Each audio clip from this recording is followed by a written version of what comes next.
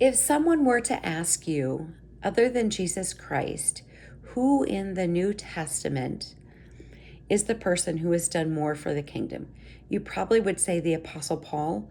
I would say the exact same thing. And we've talked about Paul before, every place that he went, everything that he endured, and we know that he suffered and that he went through so very much. But at the end of Colossians 4, when he is writing his final greetings, there are all these other people that are listed that were co-laborers with him. They helped. I'm going to name the names, probably mispronounce it. So here we go. Tychus, I'm sure that's not said correctly, so I apologize. Onesimus, Artichus, Jesus, who is called Justus, Mark, the cousin of Barnabas, Epaphras.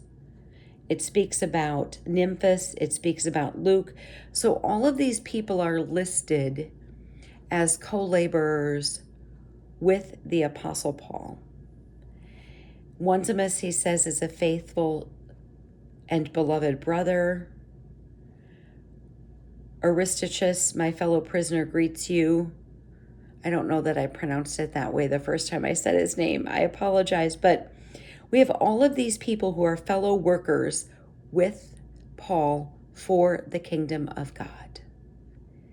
So think about Paul's impact on the world, because the gospel that he's been preaching is still going and will continue to go until the Lord returns. But think about these people who helped him and what they did and how they are involved in what Paul does. And so the reason that I'm sharing these names of these people is because you may be working closely with someone who's having an impact, and maybe you think that what you're doing, all the credit will go to this other person. And that's not the case. Paul lists these people. He speaks of them. They may be listed elsewhere in the scriptures. I didn't look it up. But for example, in Colossians 4:12, it says this: Epaphras, who is one of you, a bondservant of Christ, greets you, always laboring fervently for you in prayer, that you may stand perfect and complete in the will of God. And that's the passage that I want to share regarding these people, because it says, always laboring fervently for you in prayer, that you may stand perfect and complete in the will of God. Paul, no doubt, was such an effective person to spread the gospel, but he had all these people around him. And so you might be around someone who is working and doing things for the kingdom.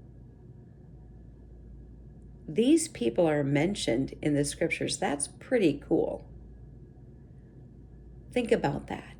Here are just these people who maybe people overlook. Oh, I wasn't really reading the end. I mean, he's just mentioning a bunch of people that he's thanking. These people are mentioned in the scriptures. That's pretty cool. That their work was so faithful that their names are mentioned in the scriptures. So do not discount what you do for the kingdom. If you're working with someone, don't discount that. These people labored with Paul. They worked with Paul. Their names are mentioned in the scriptures, and that's pretty cool. Just something for you to ponder. Armor up, we ride at dawn. May God bless you as always. Have a great day.